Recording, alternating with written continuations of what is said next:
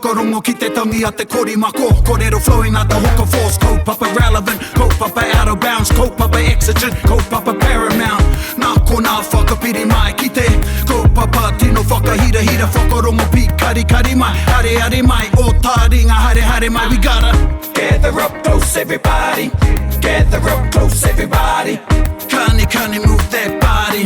Kani kani move that body. Kani kani move that body. E ngai hore titi, e ngai hore tata. E ngai taringa, e ngai are are, e ngai taringa rahi rahi. Tēnā whakarongo mai, e mihi ana kia koutou katoa i tēnei rā a tāhua nei. Ai, tino a tāhua. Ai, ko māua nahi nahi tēnei rā e hua mā.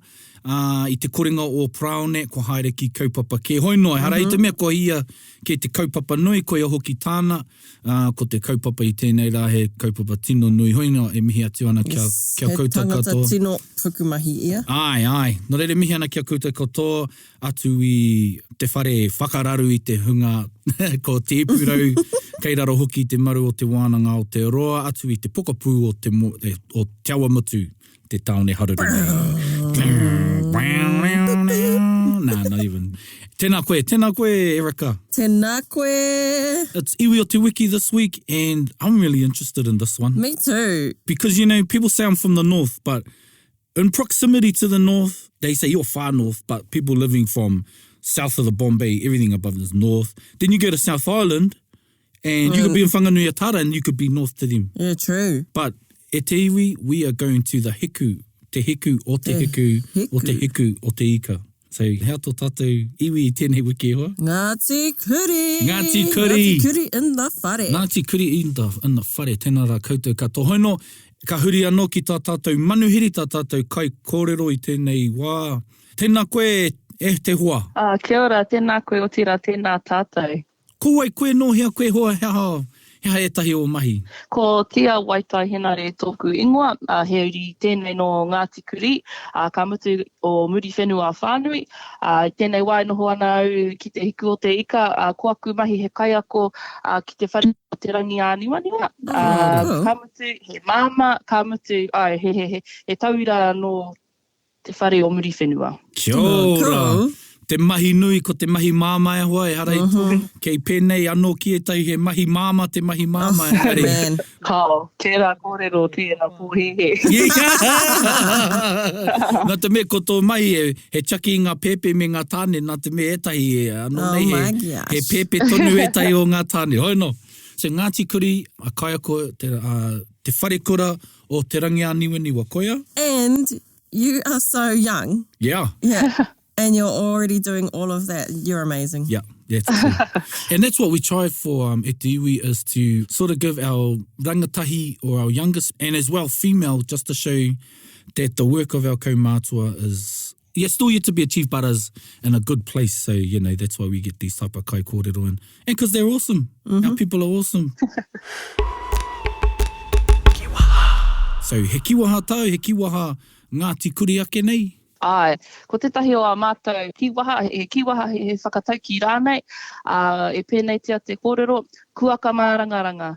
Oh, that's that bird, eh? Ai, kōrero ana mo tā mātou tino manu, te tino manu o muri whenua te iku o te ika, ko te manu kuaka. E ko te whakamārama o tēnei whakatauki, tēnei kiwaha, he momo whakaohoho I te tangata.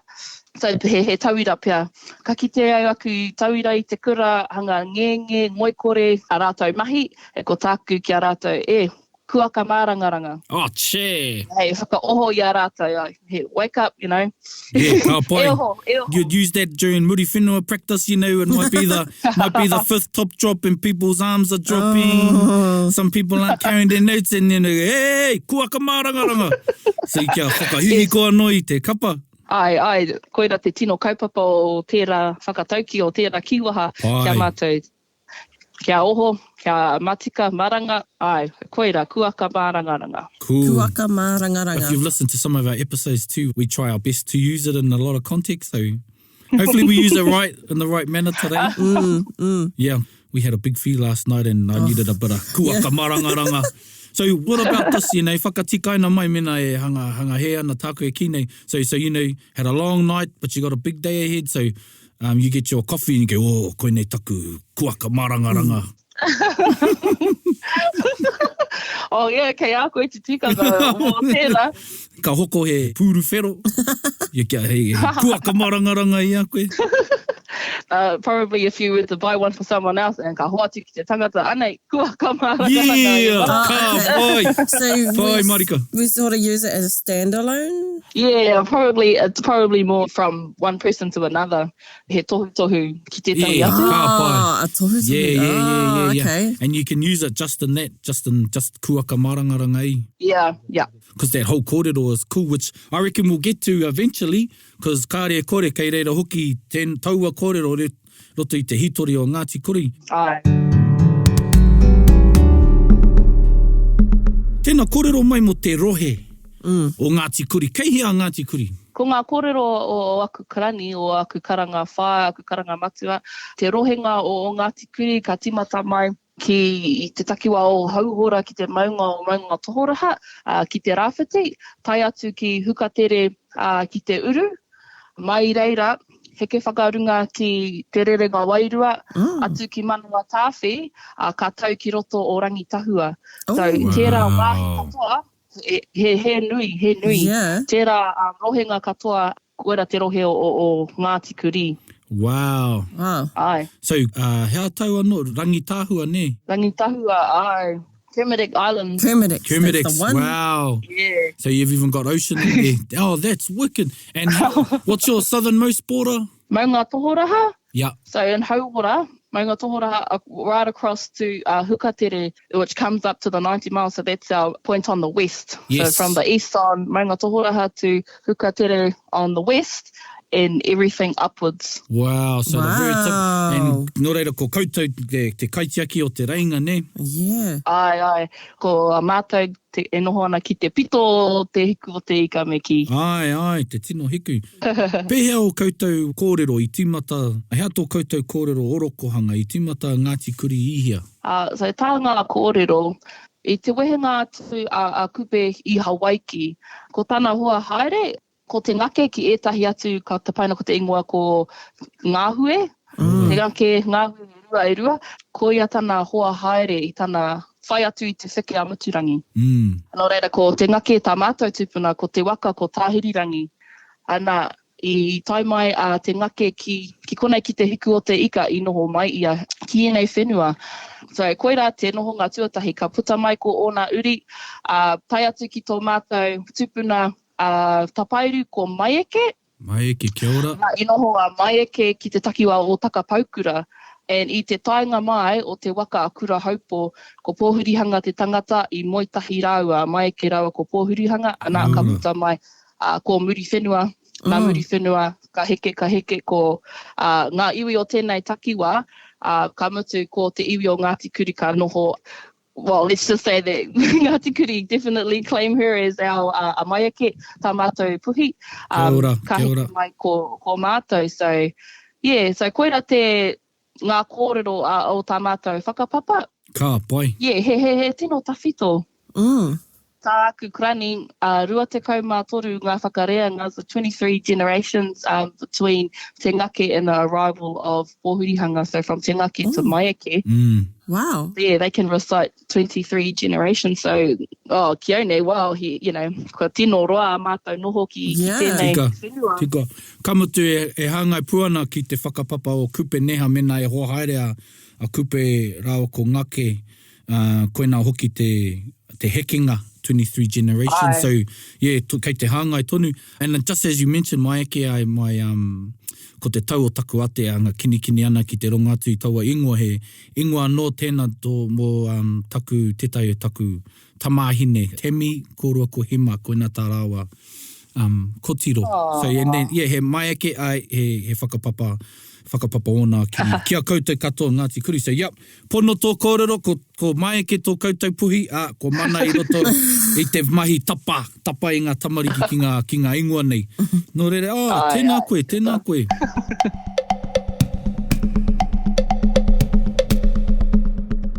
where does the name Ngāti Kurī come from? Kia ora. Pātai pai tērā. No reira, i te taunga mai o te waka kura haupo, nā ki taku whakapai, i pakaru te waka ki te moana, i taua wā ko maungaroa koea te kai hautu.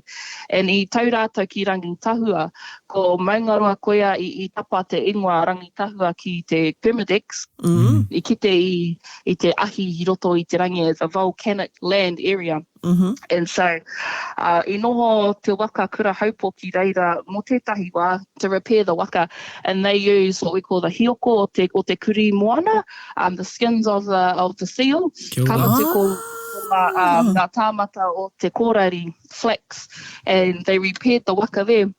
And from that mahinga, the people on that waka ended up getting the name Ngāti Kaha. Te kaharoa, Ngāti Kaha, nā te kaha here o ngā taura ki te waka i taua wā.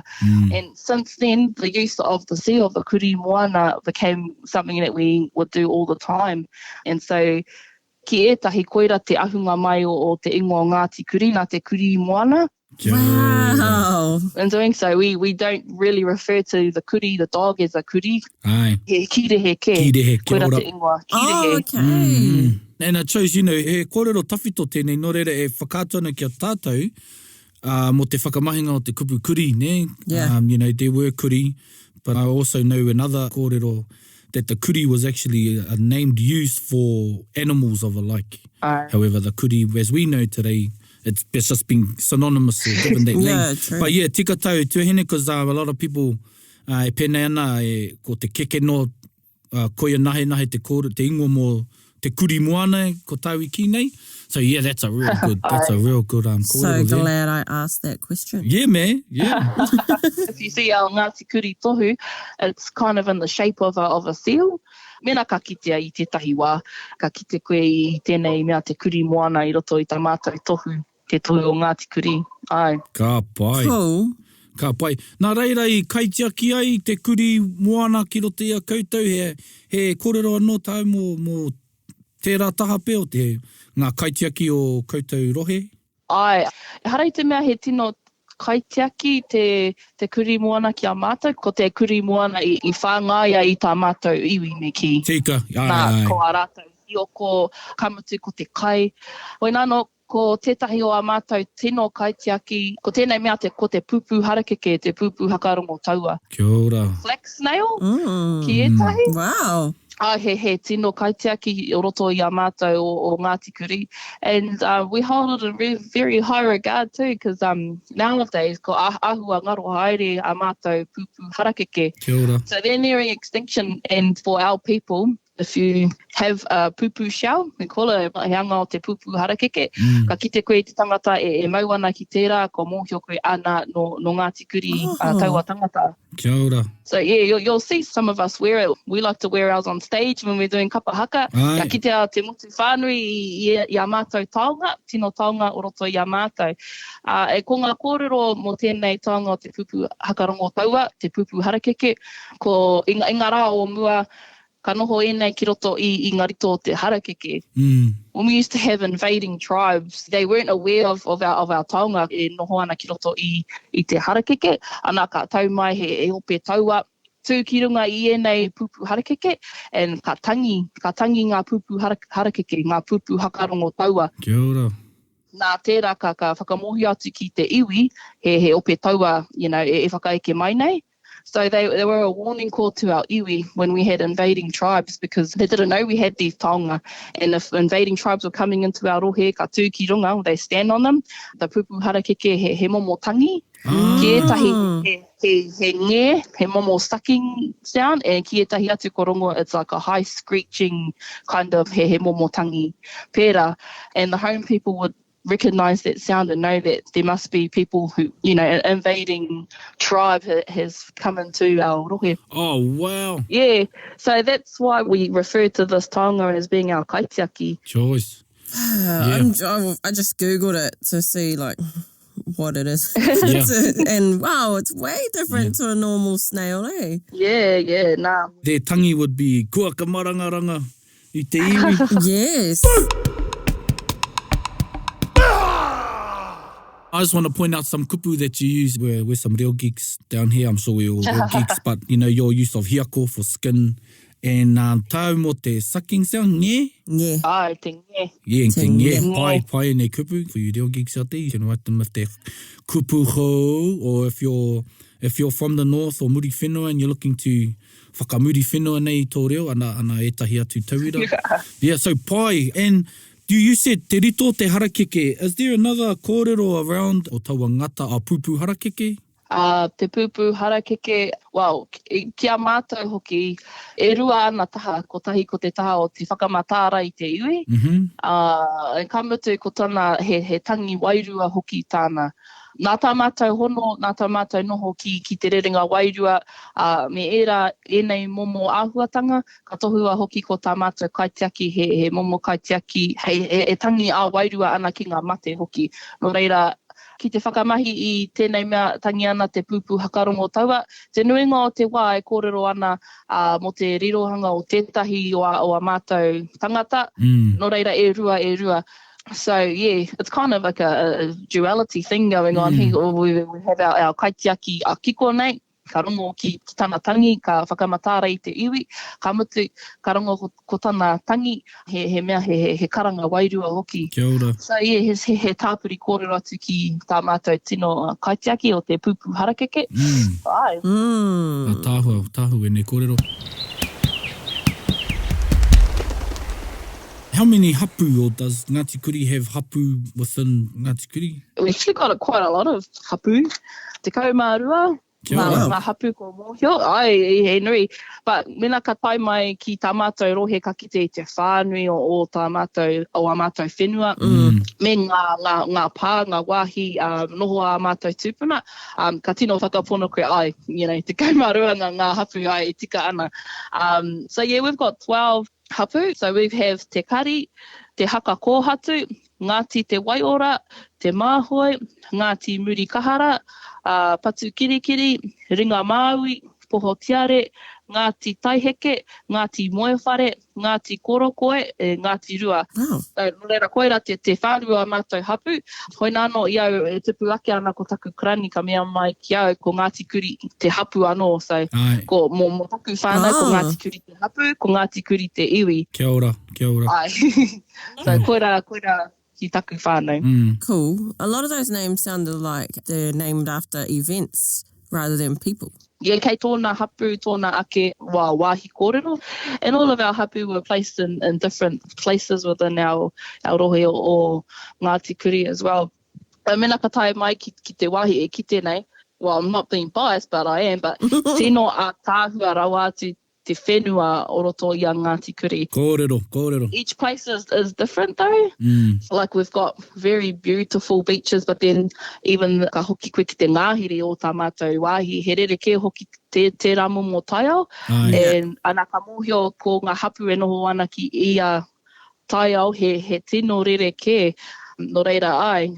Ka tapaina pia ko ngā ingoa ki I rā taiao hoki. Yeah. Kia ora. I've seen some of the photos of some of the beaches in your rohe and like, wow, it just looks so picture perfect, tropical, so nice and warm. Yeah, I think that's the big thing too is the distance of Ngāti Kurī is what maintains, as much as you can, the pristine o te taurikuratanga o te whenuara. Tuahine, as you spoke about hapu, I think there's a lot to talk about and unpack about our modern day perception of what a hapu and iwi is. Yeah. Because a lot of times we're talking to kai kōrero from other iwi and they will tell you the same thing, a hapu. And within the hapu, there's hapu as well. And that iwi is also a hapu. And there's still a lot of unpacking to do because a lot of people, we have our ideas based on the political landscape. The political landscape where it's just like taitokero. However, within the taitokero, there's this many iwi. And however, within that iwi, there are many hapu. And within those hapu, there's many hapu. Could you say, like, pretty much each whānau is a hapu within the hapu? Wow, koia hoki. Ai, tika. Yeah, and, hei te mutunga iho, hei tā te kai tuhi o te hitori, te mana, kamatu ko ngā uri e ora tonu ana. So, that's a whole nother kōrero.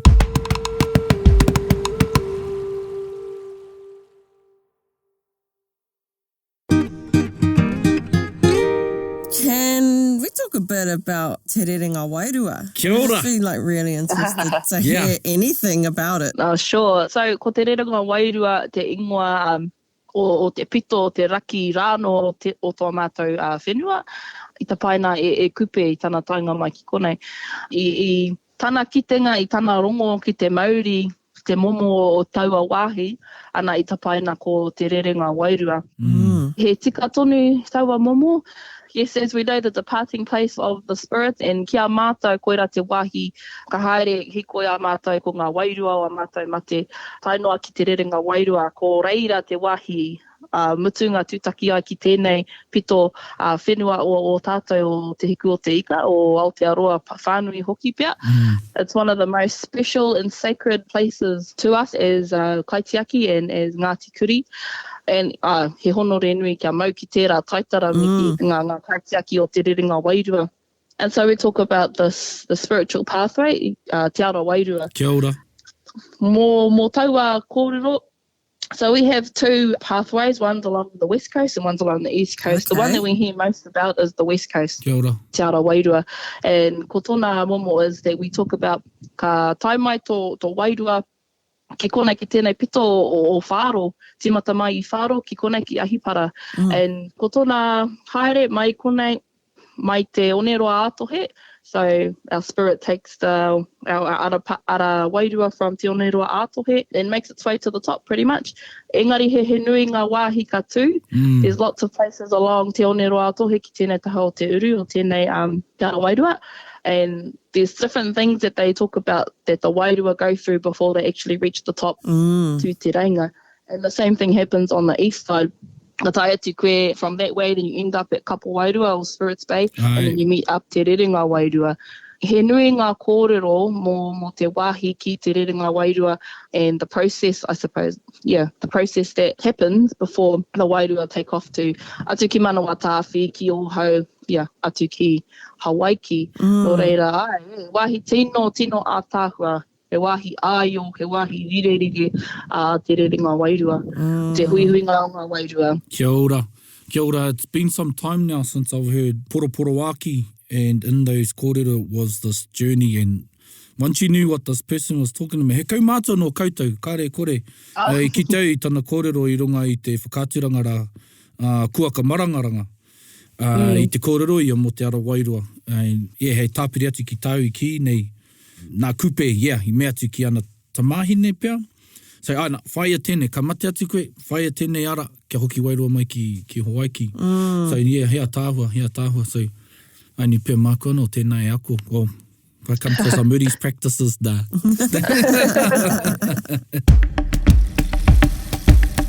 I guess that's an accidental segue into your mahi as a tutor, a composer for a lot of kōrero for your kapahaka muri whenua. Tēnā kōrero mai mo te taua mahi au. So I guess I've been really fortunate in the last 10 years to have been groomed in the mahi and been allowed the space to create and compose waiata for our kapa o muri whenua. And he honoro nui tērā moku, nā runga I te whakaaro. Ko tēnei mea te muri whenuatanga ka tino mau, ka pupuri au ki taku manawa. Kua whakaritea he wāhi moku, mo taku hoa rangatira hoki, kia tito I etahi waiata hāngai pū, kia mātou anō, ki ngā kōrero o tēnei wāhi.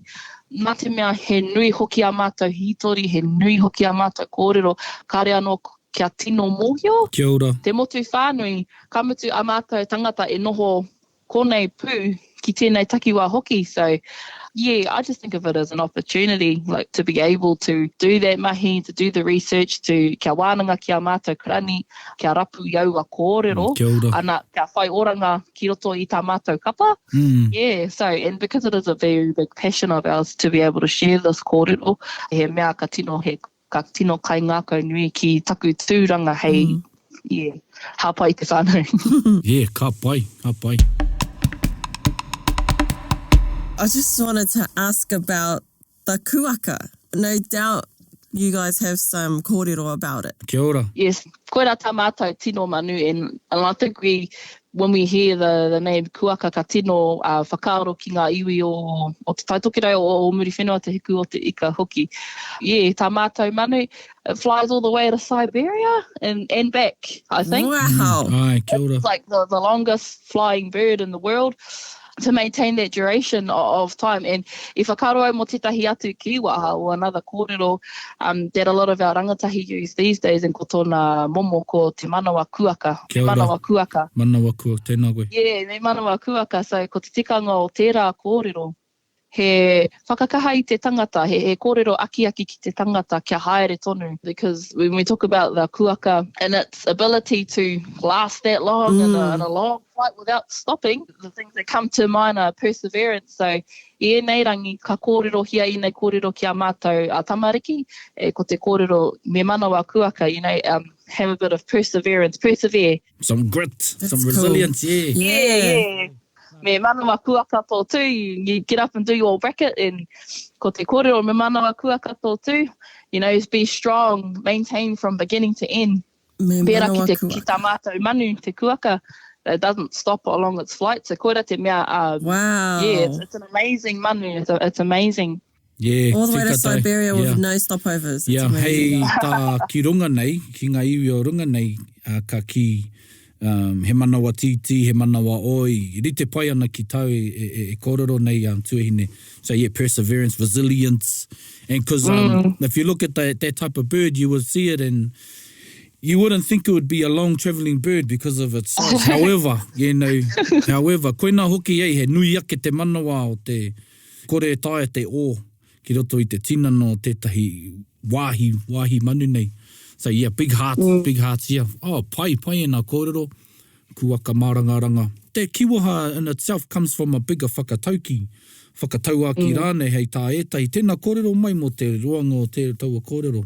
O te Ruia, Ai, taku tino a whakatauki tēnei. Reira ka mea nei te taua kōrero. Ruia, tahia, opea, whiria. Kia he moa ke te kā kua, kia herea mai te kā waukoro ki, tātaki roto mai i tana pūkoro whaikaro, he kuaka mārangaranga, he kotahi te manu i tau ki te tawhina, tau atu e. Wow. Koera te whānui o aua kōrero, e hangai pū ki tētahi he kōrero tūpuna o roto i a mātou. Ko te pūtake o aua kōrero i ahu mai i tā mātou tūpuna a tūmatahina. kia ora. No tainui waka tēnei tūpuna. Nā ko ngā kōrero i tau mai etahi ki roto i a mātou ki te heku nei. And kare au te mōhio mena i whānau mai a tūmatahina ki konei, o i whānau mai ki tainui, and then i hoki marika mai ki tēnei taha a tātou. Engari, i noho tā mātou tūpuna tūmatahina ki tā mātou he puhi anō, ko tangirere tana ingoa. Kia ora. He mokopuna kia maiake, kia pōhurihanga. Ana, i noho tēnei toko rua me tā rāua iwi ki te whanga o Murimotu, North Cape. Ai, kia ora. And ko tāna hanga tēnei whenua, it's like an island, so at high tide, when the tide comes up, it separates this little motu from the mainland. And so ka noho e nei whānau, tēnei hapu, tēnei iwi ki te takiwa o Murimotu. And in those days, i rongo kōrero ko te tūpuna, tētahi ope taua no Ngāpuhi i hau mai ki roto i a mātou, ko te ngari raumati te rangatira o taua ope taua wā. Ai. Ko tāna he tai mai ki roto i a mātou, and usually, mo te whenua, te take, te wahine, all of those things, and they were wanting to invade the pa of tūmatahina. Ko rongo kōrero hoki mo tēnei tangata. He was a very large man with very big, large feet. Tanga kōrero. And so, i rongo kōrero te iwi o Ngāti Kaha i taua wā, tūmatahina me tangirere. They devised the plan. Ka tai mai te ope i te ata tonu. And so the night before, they devised the plan that they were going, he got his people to weave rope, ka here ai tētahi he taura mai te kōrari, and they waited till high tide. And ko tāna mahi i tukuna ko tāna kauhoi, te mea kaharawa, i haria ko te taura, i kau i te moana, I te wā o te paringa tai. So at high tide, he sends the strongest swimmer over with their taura that they wove. And he took it to the shore on the other side, ki te whanga o Waikuku, to Waikuku Beach on the other side. And they got everybody, all the babies, the children on their backs, they held them. And I ruku ki roto i te moana, I kumea i te taura, kia whakawhiti ki te rātutaka i te paringa o te tai. And now we know that between high tide and low tide, there's only a 6-hour window. Kia ora. So, ēnei tangata I tuku mahi I roto I te pō, kia whakaritea ēnei taura, ka mutu I whakawhiti I ki tērā taha o te whenua, I te paringa o te tai, and they got to the other side of the beach, and ko te whakaro a tūmatahina, he got the iwi to walk in single file, so they were walking in each other's footsteps on the beach. And ko tāna, nā te nui o ana waiwai, ko ia te mea mutunga I tū ki runga I ngā tapuwai o tāna iwi. And so, I te tumunga o te tai, ka tai mai I te ata, kua hakarerea te iwi I te motu. So they get to muri motu, kua kāre he tangata ki reira. Engari I kite I ngā tapua I runga I te onepu. I ahua rangirua rātou nā te mea ko tahi noa, nā te tangata ko tahi, koera te pōhehe, nā te tangata ko tahi ēnei tapuai. Ka mutu I tai atu te iwi rā ki tētahi wāhi e kia nei ko whare ana. And the story goes is that he swung his people down into a cave to keep them safe and he fled, but eventually they caught up to him and, I mate tēnei tūpuna. Hoi nāno, ko te kōrero a Ruia tahia, e hāngai pū ana ki tērā kōrero. E kōrero ana mo te here o te taura. Here ki te toka, kāwai koro ki, e kōrero ana mo te here o tēnei taura ki te toka, mā te iwi. Meri te koe ki te manu rere tipi one, kōrero ana mo te manu ka hikoe ki runga I te one, he manu tipi one. Tipi one, kia ora. Taku nei whakaro he kōrero ana mo te iwi ka hikoe ki runga I te one. Ki rono I ngā tapuai o te kotahi tangata, so just single file walking in the sand. Yeah, so he nui ngā kōrero mo tēnei whakatauaki a mātou. That's one of our main stories, I suppose, e roto I a mātou o Ngāti Kurī. He nui ngā kōrero a mātou, but mo tērā whakatauki rongo nui mo roto I a mātou, koira ngā kōrero. Main. Hara mai. Tuahine, what's Ngāti Kurī for you today? It's 2021. How tumanako, how wawata mō tōiti tōrahi ienei tau nei? Mō Ngāti Kurī, I ngā tau kua kite e hakakaha nā mātou I roto I tēnei mea te kaitiakitanga o a mātou whenua. Ana kua kaha kite I tērā kamutu I ngā rangi tata nei, I hakaritea ko ngā wānanga kia tino whanake ai tā mātou. A mātou whānau o roto o Ngāti Kurī, kia tū hei kaitiaki mo a mātou whenua. Moku ake, ko tēnei mea, ko te reo o te kāinga, he wāhi me whakakaha ake I roto I a mātou. Nā ko aku whanaunga, ko aku iramutu, ko aku whaia keke, ko aku karanga matua, e rapu ana I a mātou kōrero e rapu ana I te reo o Ngāti Kurī tonu. Nō reira, I ngā rā kitua, ko taku tino hiahia kia kite I tērā e pua wai ana, e hakakaha ana I roto I a mātou, so that we can remain strong in our identity, strong in our reo. But like I say, ko te mea ka tino kite, ka tino rongo I a mātou, ko tēnei mea te kaitiakitanga. And you'll see that with our people, they're very land-focused people, and all our taonga that we have within our whenua, land and sea, the people of Ngāti Kurī, we really take kaitiakitanga guardianship over all of that. What I would like to see in the years to come would be that our people, that our whānau begin to strengthen our reo. Kia ora. Te reo Ngāti Kurī, ngā reo pūrākau, te reo o te hitori o a mātou tūpuna. Yeah, kia whakakaha I a mātou uri. Yeah, ka pai. Before we wrap up, we're going to do a quick reo game. Pēhea te kupu eti. Nohi. Nohi, kia ora.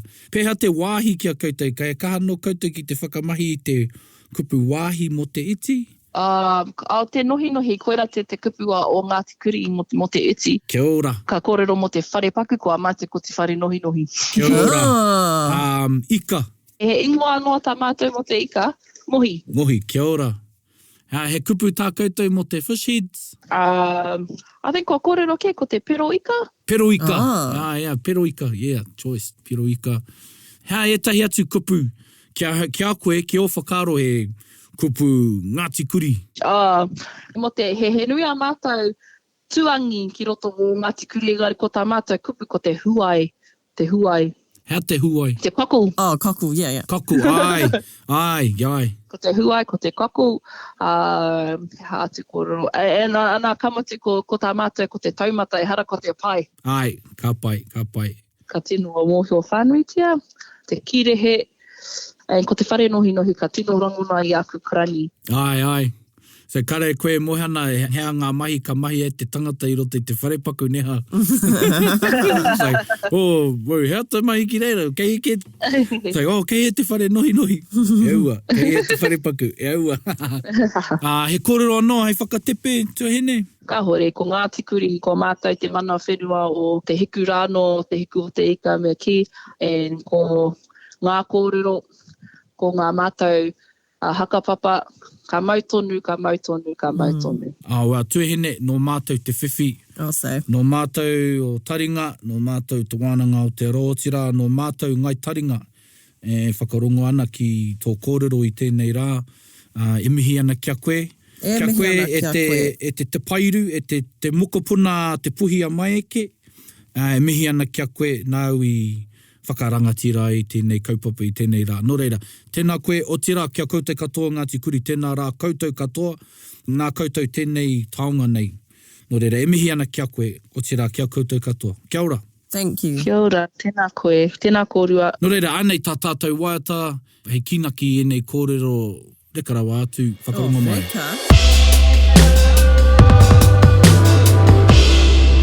Ruia, tahia, kia he mo te koa, na uma e te manu tataki, tōna pū koro, whaikaro kuaka, maranga, na uma e ki te tahuna, ki re rara, tau atu.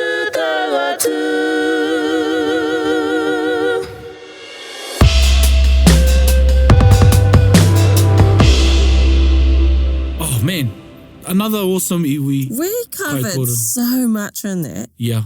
And like, I want to be her when I grow up. Yeah, man. Yeah. But you know, that's the thing in Taringa when we get iwi o te Wiki. One, we get people that know. Two, our ideal is a lot of times he wahine and he wahine tōna taiohine. This doesn't really matter, but what I like the ideas of exhibiting the lessons that they've got because he mihi tēnā ki ona whainga.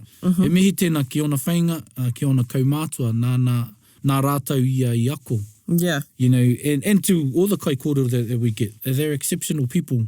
Yeah. I just want to let this out of the bag a bit. All of our kai kōrero are really apprehensive. Yeah. You know, they're really apprehensive of coming on to Taringa and talking about the iwi because there's a lot of reverence and a lot of mana that they perceive to be responsible for. Yeah. When they speak about their iwi. And so totally get it though. Totally get it.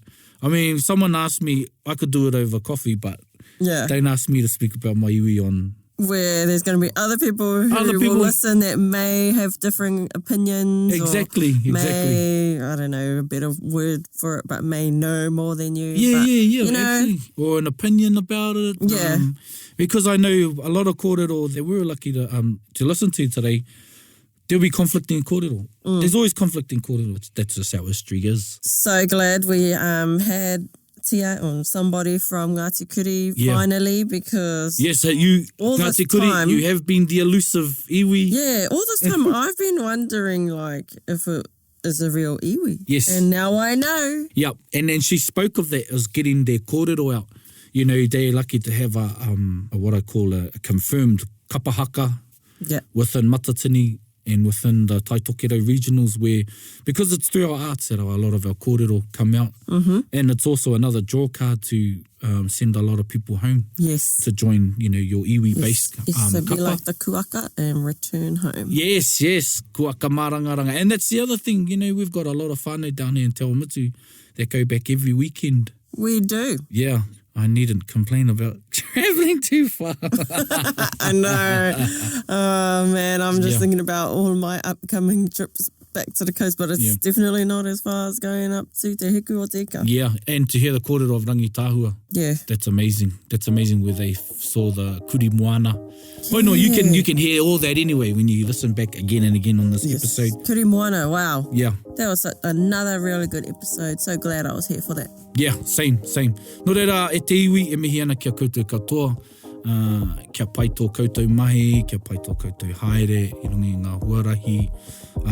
Yes, and if you have any other questions, any other iwi that you may think that we have forgotten or that we've yet to cover, tēnā whakapā mai kia mātou i rungi a mātou whārangi pāpori. Pai āhua pukamata, imera, mail. Yes. Yeah, telepathy, but I think I'm disconnected. Probably don't hear this. Hoi no, e mihi ate ona kia koutou katoa, tēnā rā koutou katoa. Hei kona. Hei kona. Bit whakaronga pi kari kari. Gather up close everybody buddy. Taringa. Yeah, tahuri mai ki o. Whakarongo ki te tangi a te kori mako. Kōrero flowing at the hook of force. Kaupapa relevant, kaupapa out of bounds. Kaupapa exigent, kaupapa paramount. Nā kona whakapiri mai ki te. Kaupapa tino whakahira whakarongo pi kari kari mai. Hare mai, o taringa hare mai. We gotta gather up close everybody. Gather up close everybody. Kani move that body. Kani move that body. Taringa, he mea tuku nā te wānanga o Aotearoa, ā nā te māngai pāho I tautoko. To listen to more episodes, search for us on your podcast app and subscribe. Taringa, whakarongo mai.